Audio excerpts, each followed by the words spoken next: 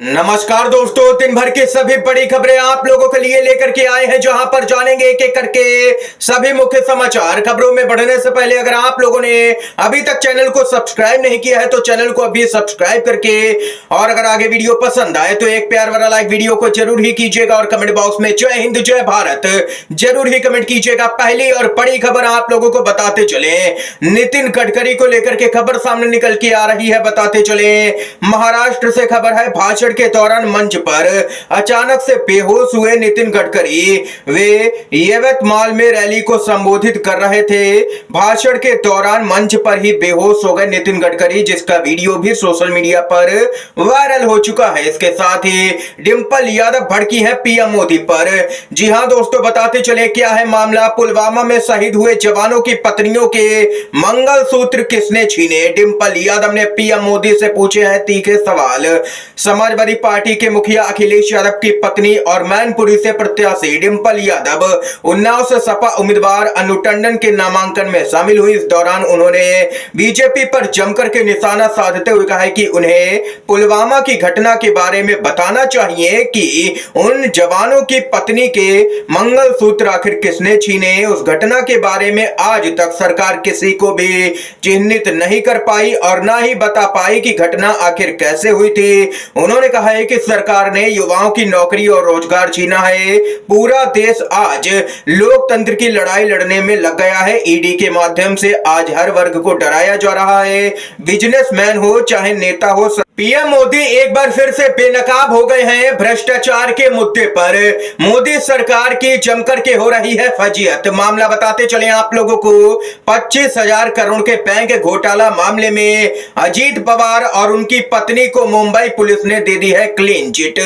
कुछ समय पहले ही एनडीए के साथ में यहां पर जुड़े थे, जिसके बाद में 25,000 करोड़ के घोटाले में उनको आरोप मुक्त कर दिया गया है बीजेपी की तरफ से। जी हां दोस्तों, बताते चले, महाराष्ट्र के डिप्टी सीएम अजीत पवार और उनकी पत्नी सुनेत्रा को बड़ी राहत दे दी है बीजेपी सरकार ने। आर्थिक अपराध शाखा ने दोनों को 25,000 करोड़ के महाराष्ट्र स्टेट कॉर्पोरेटिव बैंक घोटाला केस में क्लीन चिट दे दी है। इसके साथ ही उनके भतीजे रोहित पवार से जुड़ी कंपनियों को भी क्लीन चिट दे दी गई है। इतना ही नहीं दोस्तों, उद्धव ठाकरे गुट भड़का है बीजेपी पर।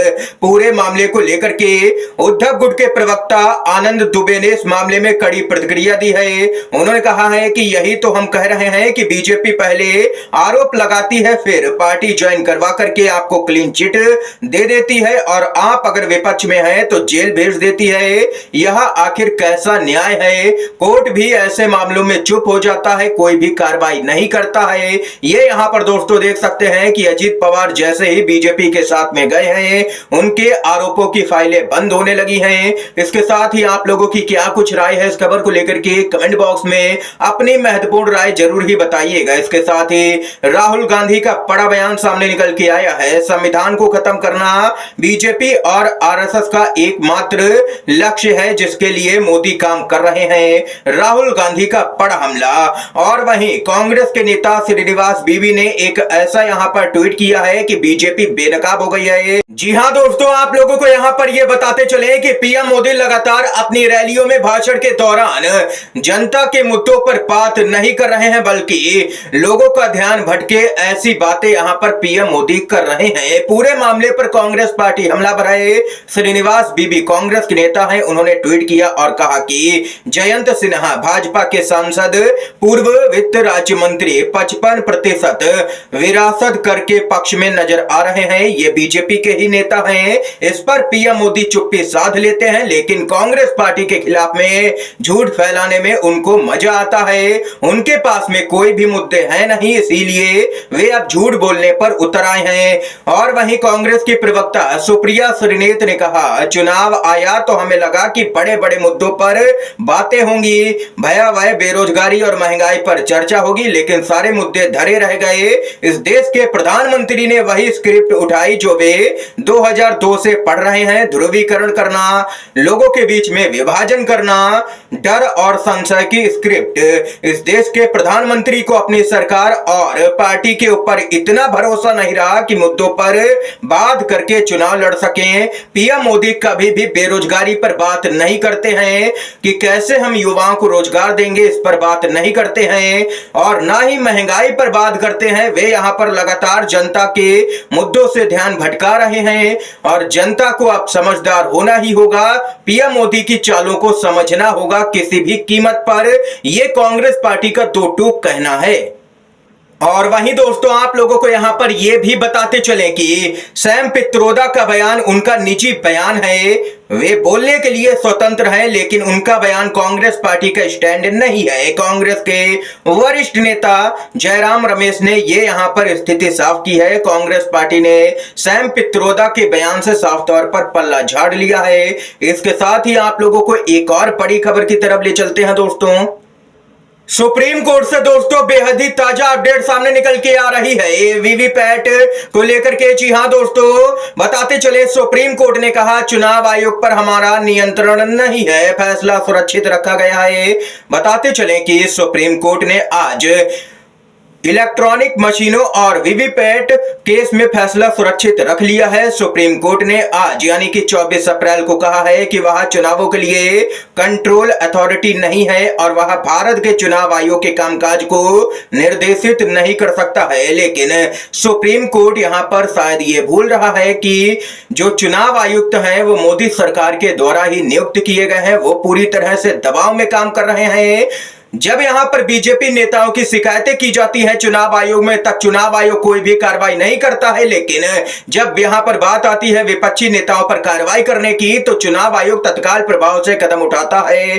अदालत की यह टिप्पणी इलेक्ट्रॉनिक वोटिंग मशीनों पर डाले गए वोटों का वीवीपैट के जरिए कागजी पर्चियों के साथ में गहन सत्यापन की मांग करने वाली याचिकाओं पर सुनवाई के दौरान सामने निकल के आई है कि हम चुनाव आयोग के कामकाज को निर्देशित नहीं कर सकते हैं और ना ही हम यहां पर कंट्रोल अथॉरिटी है चुनाव के लिए। यह कहना है सुप्रीम कोर्ट का पूरे मामले में। इसके साथ ही दोस्तों, अब यहां पर तय हो गया है कि 100% वीवीपैट पर्चियों की गिनती नहीं की जाएगी। लगभग यहां पर यह तय हो चुका है। अब किसी भी वक्त बस सुप्रीम कोर्ट का आदेश आना है, क्योंकि सुप्रीम कोर्ट ने आज जो टिप्पणियां की हैं कोर्ट के अंदर, वो सीधे तौर पर इसी तरफ इशारा कर रही हैं कि 100% वीवीपैट पर्चियों की गिनती शायद नहीं हो। आप लोगों की क्या कुछ राय है खबर को लेकर के कमेंट बॉक्स में जरूर ही कमेंट करके बताइएगा, क्योंकि यहां पर सोशल मीडिया पर एक चर्चा यह भी चल रही है कि अगर मामले की सुनवाई सीजीआई कर रहे होते तो 100%